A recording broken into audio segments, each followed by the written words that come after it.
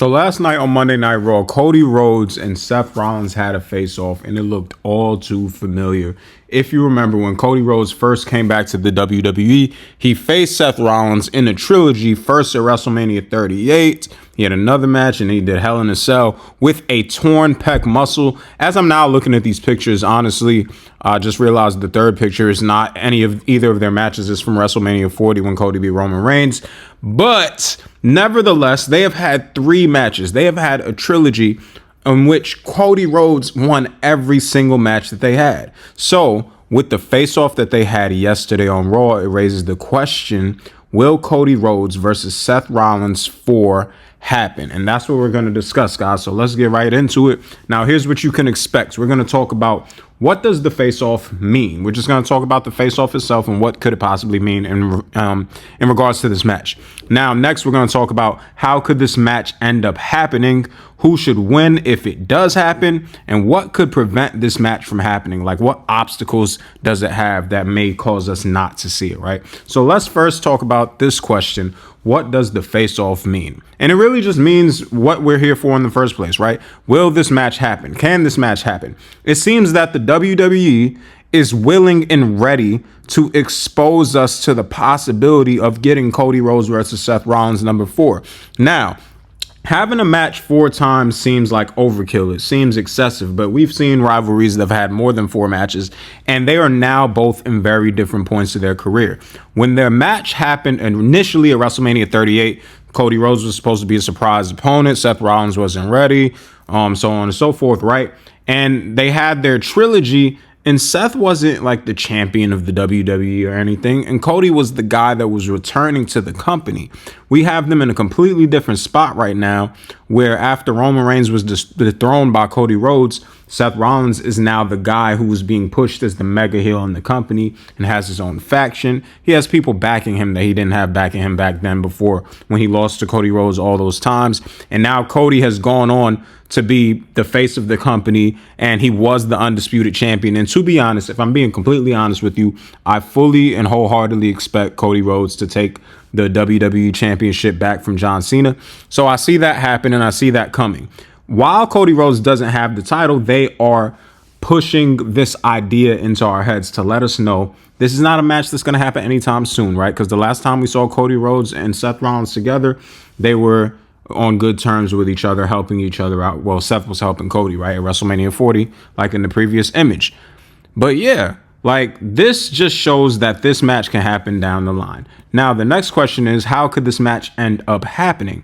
So basically, for this match to happen, Cody Rhodes has to return to the pinnacle of success, which is getting the title back from John Cena, which I said and believe that he will get it back before this year is over. Mark my words, Cody Rhodes will be the undisputed WWE champion again, because they have to have somebody after John, because John is retiring.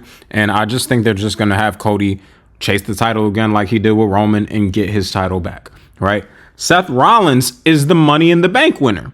So it is pretty self-explanatory and obvious that Seth Rollins can just use his Money in the Bank briefcase whenever he wants to cash in. I don't think he's going to cash in on the undisputed WWE title, because he's not going to cash that in on John Cena, who is also a heel, and Cody Rhodes not going to get it back to the end of the year. I think Seth Rollins is going to cash it in on the World Heavyweight Champion.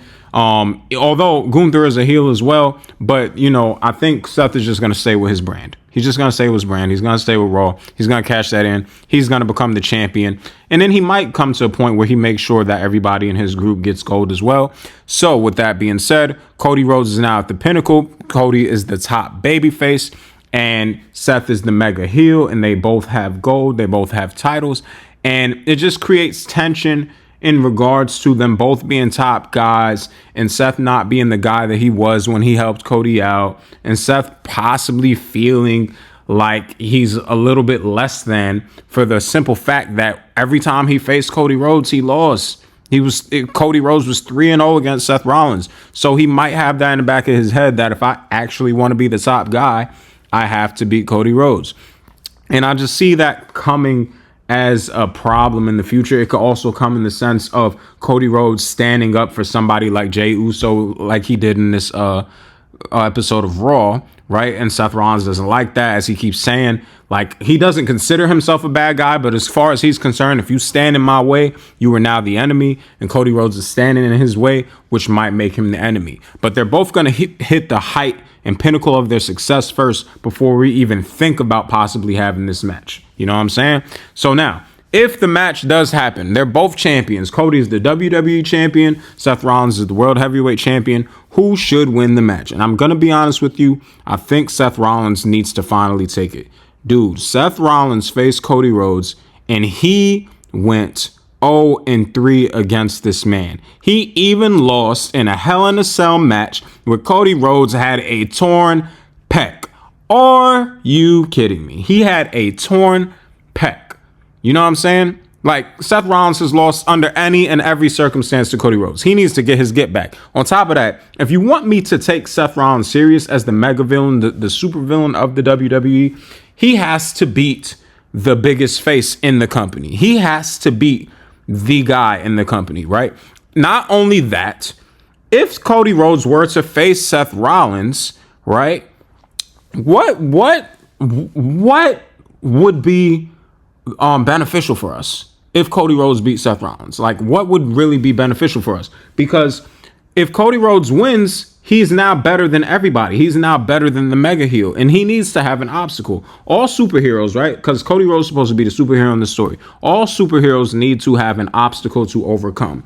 How boring would a superhero movie be if the hero never had an obstacle to overcome? And Cody needs that. So he needs to take the L, because going 4-0 against Seth Rollins is just crazy. And I also forgot to mention, in regards to how this match could end up happening, is they would fight at Crown Jewel. I think a possibility they would fight at Crown Jewel. And actually, it's going to bring me to my next question, my next point, which is what could prevent this match from happening. Although I said they could fight at Crown Jewel because they will both be champions, right? This is also the same thing that could prevent it from happening. The idea that Cody is on SmackDown and Seth Rollins is on Raw, and they just never are at a point where they need to cross paths. Like, it just does not happen that way, right? So if they're not crossing paths, they're both on opposite brands ruling the world, then the match might not happen. But like I said, if they are both champions at the same time, we will get the match at Crown Jewel, but only in an exhibition standpoint. We won't get it for one of their titles. I'm pretty sure people are tired of them unifying WWE championships, but we'll get it at Crown Jewel, and with Seth Rollins should beat Cody Rhodes and then get his Crown Jewel ring as well. And plus, Cody Rhodes already has a Crown Jewel ring, so him getting a second Crown Jewel ring, I don't know. It's just going to be overkill. You know what I'm saying? And he needs obstacles, and Seth Rollins beating him would actually be an obstacle, especially since he's already beaten Seth a billion times already before this. But yeah, that's really going to be it, guys. Let me know what you guys think. I don't know what's going on with me today. But yeah, let me know what you guys think in the comment section down below. If you did enjoy this video, please make sure to like, comment, and subscribe to the channel. This is J Athletic Gaming, and I'll catch you on the next one.